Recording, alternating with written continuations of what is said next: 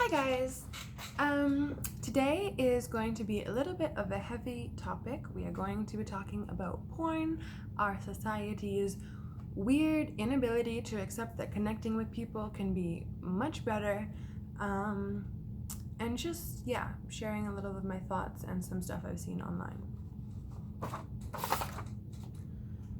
So,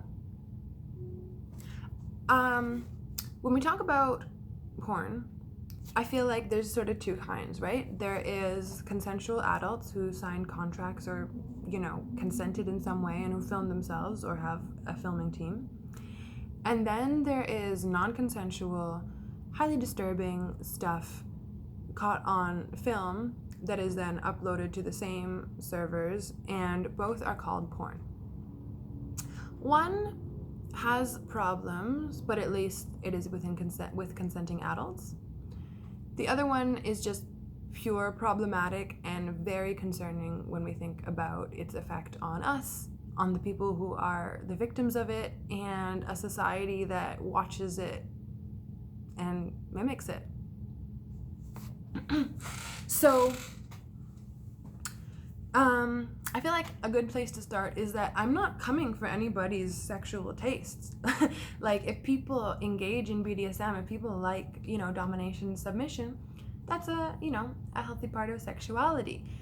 But in this society, we don't really leave that to private corners of our life, like to a private interaction. We blast sexual behavior through the speakers, through the screen, through everywhere. So what's done behind closed doors is one thing, but what's shown on TV, like on porn sites, is so over the top, so unhealthy and extreme and strange. Like, we just have to call it out. It's not part of normal, healthy, living beings engaging in pleasure.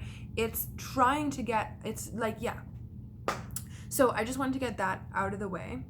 And then another common,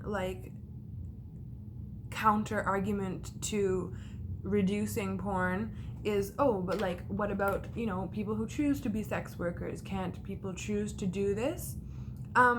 Yes. Again, I feel like in a society where the divine feminine is not so caged, people would feel free to touch themselves, to touch people who they are connected with and have consensual situations with. Like, we would just be loving and hugging and happy, and people would be in bigger family households. We wouldn't have all these lonely people living on their own. Like, if we could free feminine energy from only being offered through sexual means and through very limited sexual means, then we wouldn't have so many women hard up thinking and feeling like the only way that they can make money in the society is by selling themselves. So it's like, yes, of course, I respect and support everyone who makes conscious choices. That's not really the issue that we're talking about right now.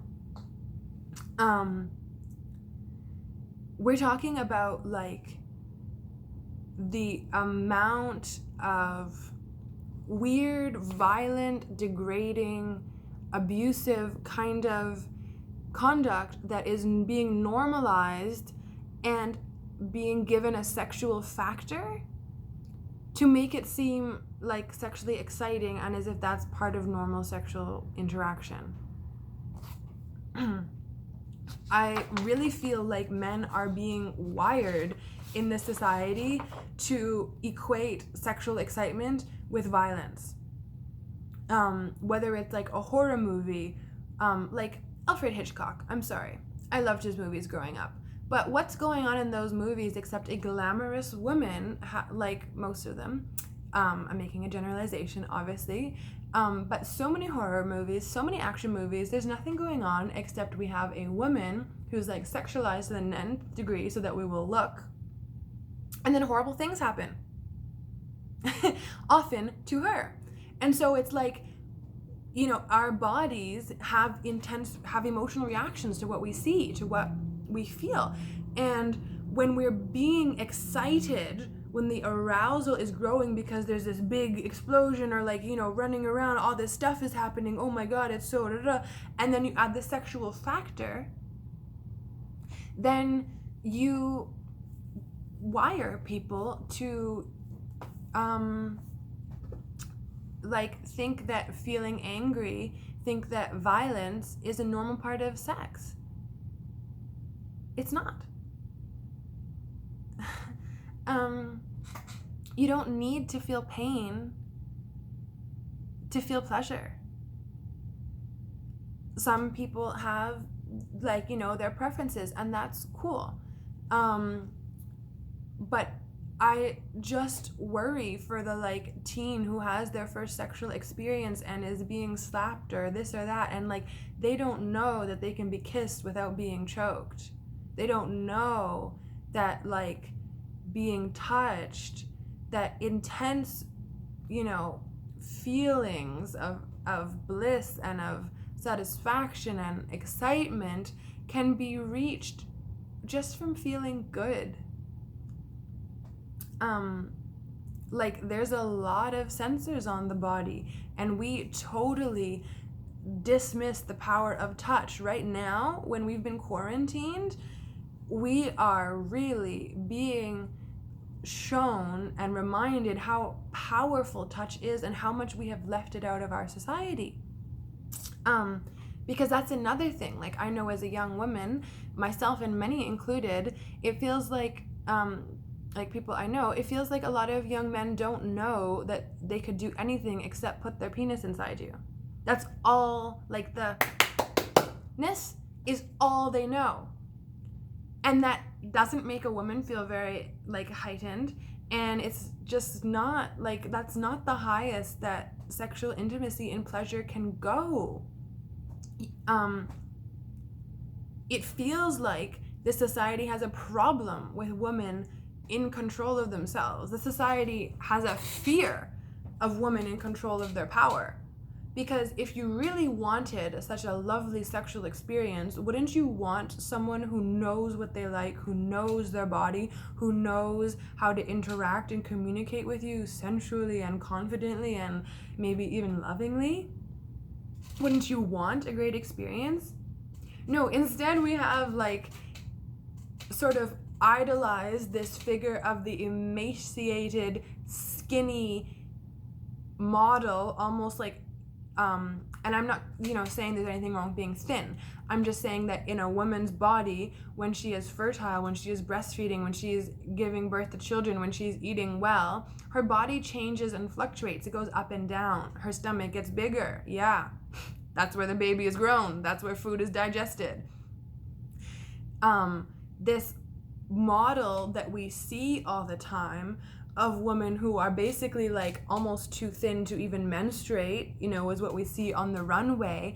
And just in general, we're shown these women who are so infantilized, so weak, so little, so thin. There's nothing of the mother, of the divine feminine about them,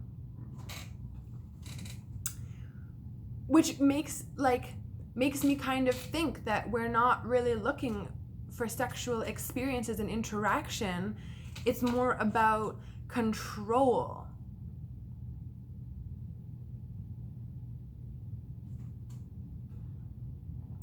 And when we factor in, for example, people like Epstein, and I think the rabbit hole goes much deeper, and he's probably just the iceberg person in this situation.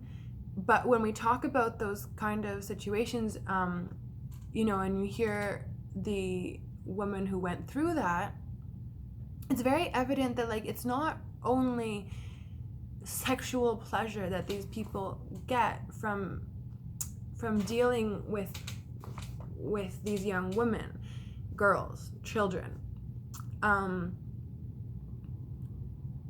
There's this energy of taking something that's too young to yet know what it likes, to say yes or no, to speak up for itself, of finding that and getting release from that I see in Epstein and his case, and pedophiles in general, in rapists and people who abuse people in general, and that energy being injected into every kind of sexual discourse and experience that we have. Like, getting release shouldn't be this crazy thing that men, are supposed to think about all the time and is so hard to find. Again, like, if we could redistribute the feminine energy, if we let women be women and let men be true to their feminine energy as well, if we remove the patriarchal limits on all of us and let men be healthy and kind and protective and caring,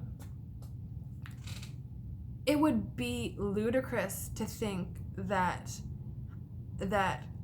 someone having an interaction with someone where they're like being taken advantage of or too young to know better, it would be ludicrous to think that was actually any kind of satisfaction or that had anything to do with intimacy.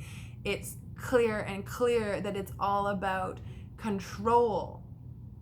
And again, I'm not trying to make everyone seem evil who watches porn.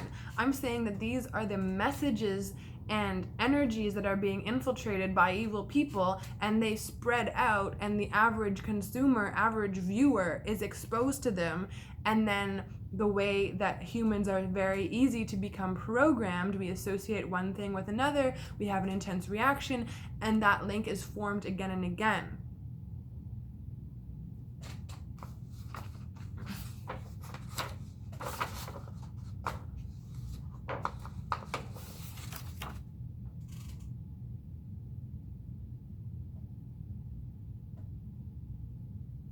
Yeah, I think it's very weird that so many people are, in support of porn, but don't address these very weird issues, like what actually is happening, what actually is exciting about this, who feels good and who's profiting.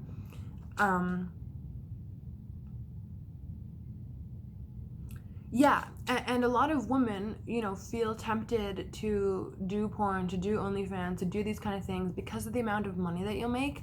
And it's just like, it's not really that much money, even when you make thousands of dollars, unless you invest it, unless you're continually making it, it's there and then it's gone. And if you actually, like, that's the only time that we see feminine energy be marketable, be applauded, be seen.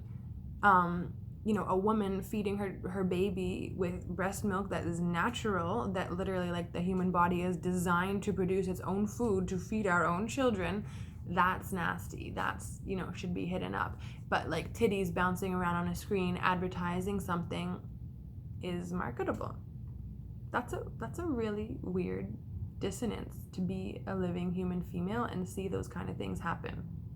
And even if you're not a female, you need to see that and realize that it doesn't make sense. If the divine feminine, if feminine energy is so powerful, let's release it from these strip clubs. Let's release it from these little sites where we're giving all of our energy to what, a screen? And it's like, once you start to look into how much feminine energy is policed and constricted, like you can go watch naked people on porn, but let a woman, show her nipple, and that's wrong. Why is it wrong? We like to see the feminine energy when it's subordinated.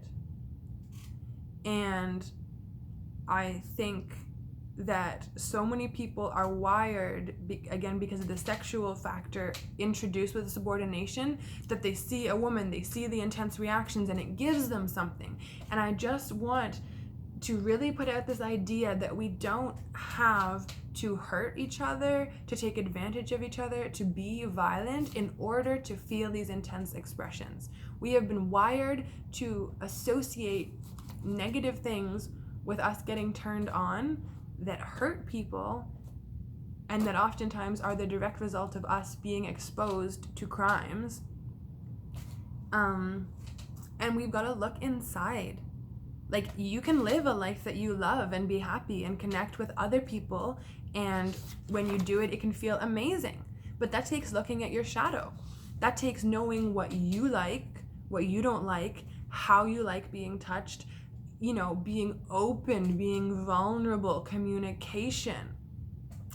If we all did this when connecting with each other, and if all the women who, like, just all women, really thought about our feminine energy and how we could give it to ourselves in the world in ways that would profit us, like benefit us, not for the profit of bigger corporations, the world would change. I know that when these things like are so big and existing for so long, it seems like there's so many, you know, oh, but what about this, and oh, what about that? And it's like, if society was different, if we were all more loving and happy, there would not be so many weird people, like people in weird positions, desperate for some kind of human connection. There would be less crime. People, when they saw this happen, would be like, oh my God, that is disgusting and terrible, not, I feel kind of turned on by this abuse.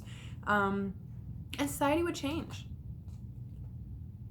really fast if we all did this.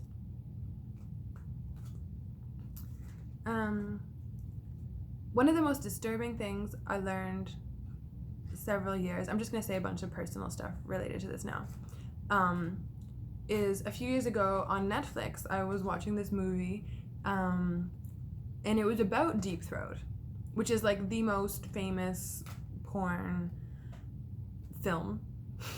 I don't know if it was like the first, or it was just like one of the first mainstream ones or something, but that girl was trafficked.